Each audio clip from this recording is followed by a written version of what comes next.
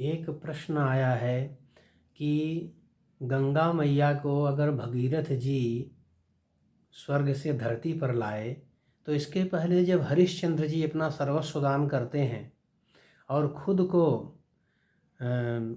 काशी जी में जाकर वीरवाहु नामक चांडाल डोम के हाथ में बेचते हैं, उसके यहाँ नौकरी करते हैं और बिक जाते हैं उसके यहाँ, तो उस समय भी तो गंगा मैया थी।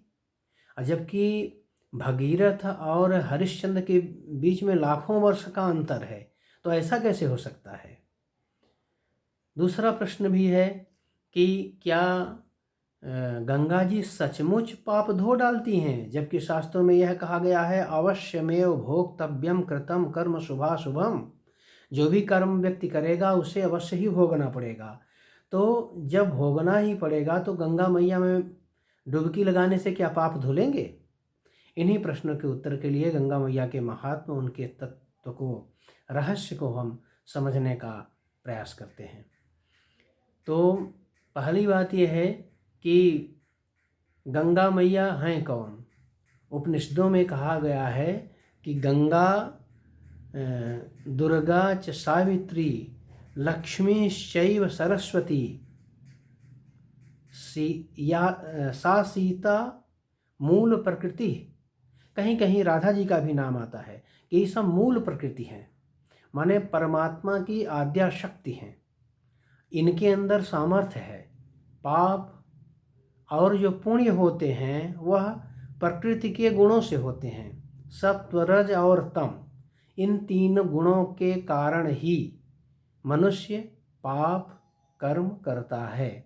चाहे पुण्य कर्म हो चाहे पाप कर्म हो, हर कर्म का सृजन इन्हीं तीन गुणों के वशीभूत होकर होता है, सत्वगुण, रजोगुण और तमोगुण।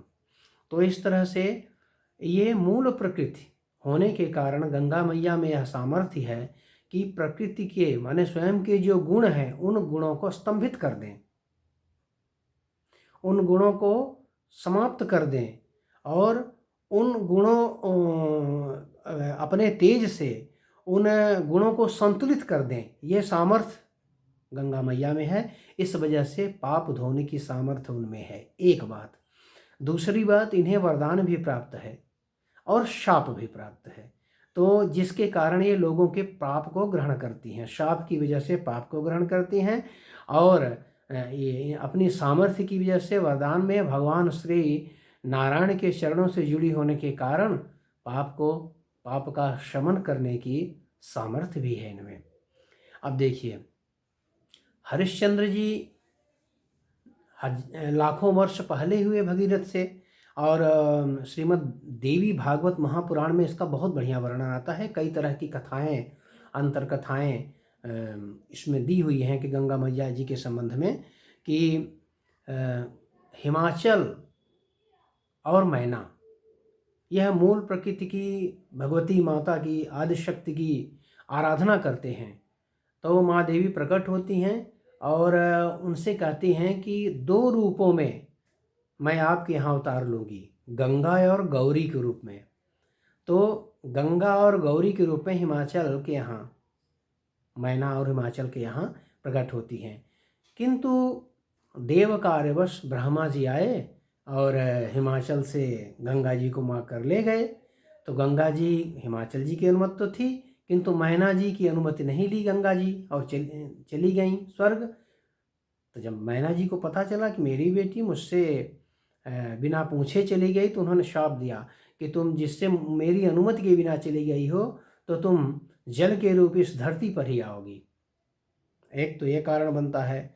और दूसरा एक ये भी आता है कि बृहद धर्म पुराण मध्यखंड 49वें अध्याय के 62वें श्लोक में है कि जब ब्रह्मा जी कहते हैं कि आपको जाना है और लोगों का पाप धोने के लिए जल रूप में, द्रव रूप में परिवर्तित होना है, तो शिव जी की जटाओं में प्रवेश के समय, तो उस समय गंगा जी उनसे कहती हैं, बृहद धर्म पुराण में आता है कि याहम शैल सुता त्यक्त्वा धरा स्वर्गम गता सुरैः, जो मैं शैल सुता माने पर्वतराज हिमालय की पुत्री, धरती को त्याग करके और स्वर्गलोक में चली गई थी, साहम कथम भविष्यामि पाताल तलगामिनी, क्योंकि गंगा जी को तीनों लोक में जाना था, इसीलिए गंगा जी का नाम है त्रिपथ गामिनी।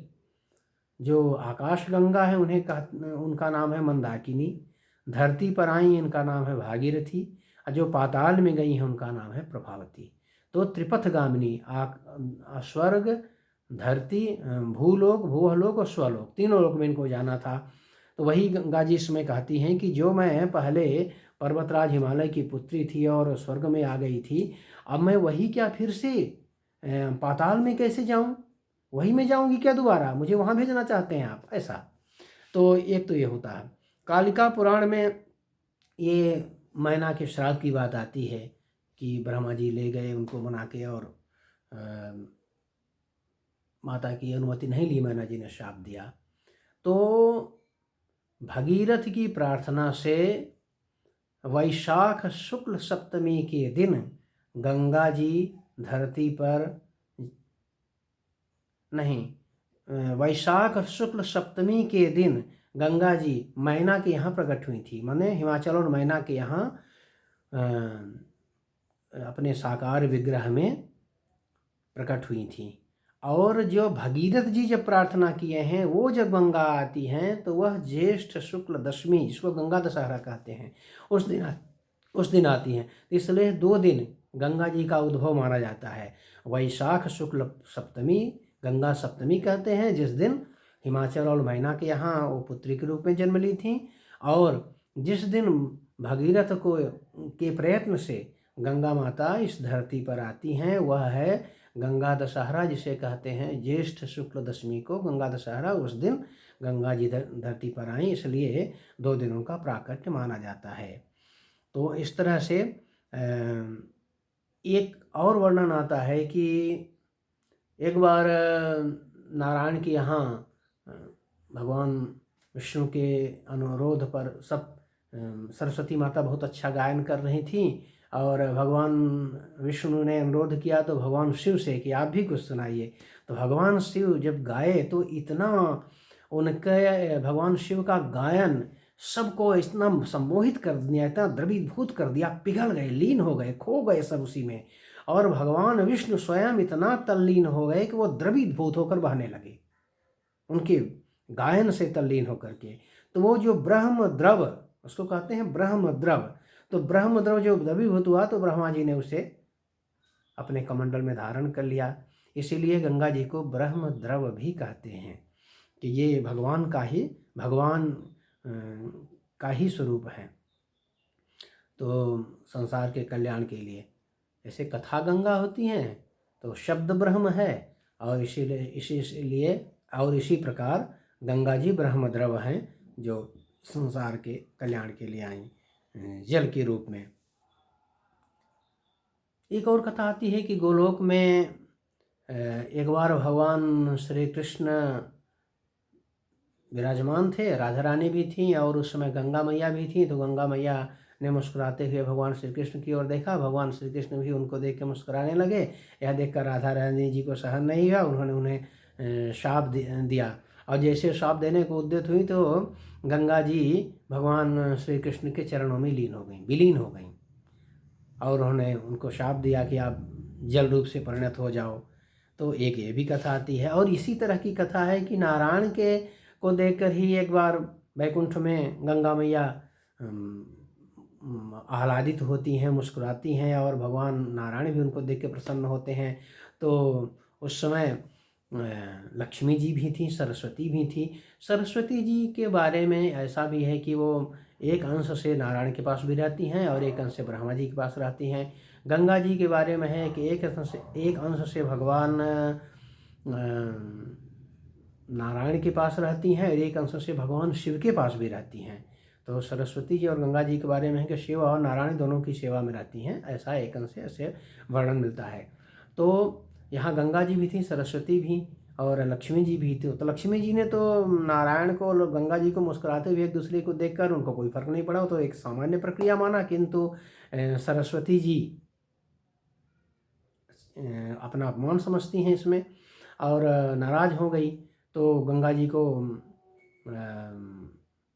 शाप देने को उद्यत होती हैं। लेकिन उसके पहले उन्होंने लक्ष्मी जी को शाप दिया कि आपने इनका अनुमोदन क्यों किया, आपको मेरा साथ देना चाहिए था, तो आप जाओ वृक्ष हो जाओ और नदी हो जाओ, ऐसा उन्हें श्राप दे दिया।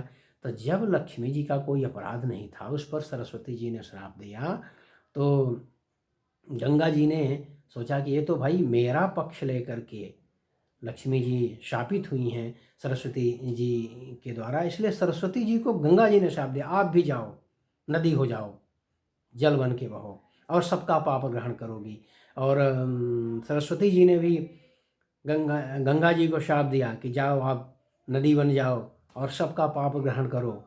इस तरह से सापा चल रहा था। इतने में नारायण आ गए।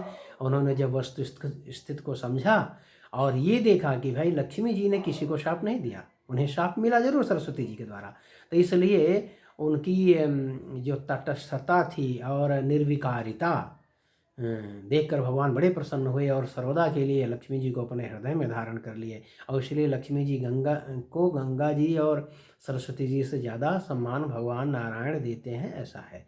और इस समय भगवान नारायण ने समाधान किया कि देवी लक्ष्मी पद्मावती नदी के रूप में और तुलसी जी के रूप में, वृक्ष रूप में इस संसार पे जाएंगी और मुझे बहुत प्रिय होंगी।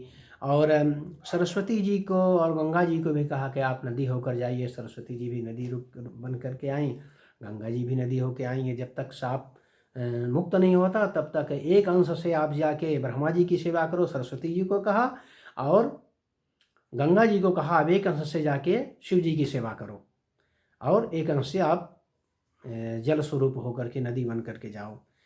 और दूसरा एक और है, भगवान इसी समय कहते हैं कि समुद्र के अंश से राजा महाभिष हुए हैं।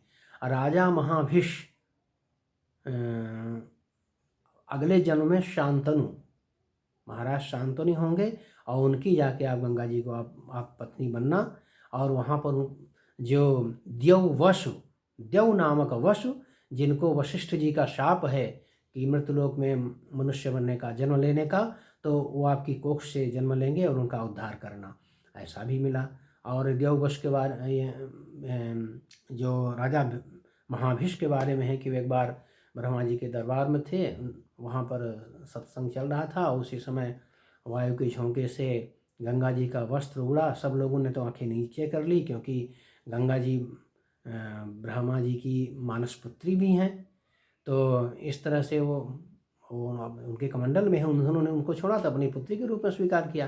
तो ब्रह्मा जी ने शाप दे दिया महाभिष और गंगा दोनों को कि तुम लोग जाओ मनुष्य लोक में रहो, और ये मनुष्य लोक जैसा आचरण आप लोगों ने किया है। तो इस तरह से शाप मिला।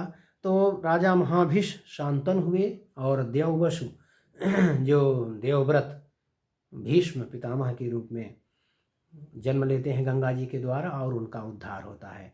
तो इस तरह से गंगा मैया मूल प्रकृति हैं। अवश्यमेव भोक्तव्यम कृतम कर्म शुभाशुभम, ये नियम ध्वस्त हो जाता है, क्योंकि कर्मों का सृजन तीनों गुणों के फलस्वरूप होता है। और गंगा मैया उन गुणों की अधिष्ठात्री देवी हैं, क्योंकि मूल प्रकृति हैं। जो मूल प्रकृति कहा गया है कि गंगा दुर्गा च सावित्री लक्ष्मी चैव सरस्वती,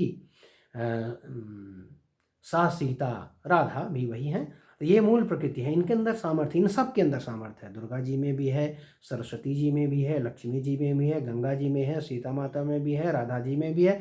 तो ये इनके अंदर सामर्थ्य है कि पापों को नष्ट कर सकती हैं। और यह सिद्धांत इनकी कृपा के कारण इस पे लागू नहीं होता है कि अवश्यमेव भोक्तव्यम कृतम कर्म शुभाशुभम। हरिशरण बोले गंगा मैया की जय।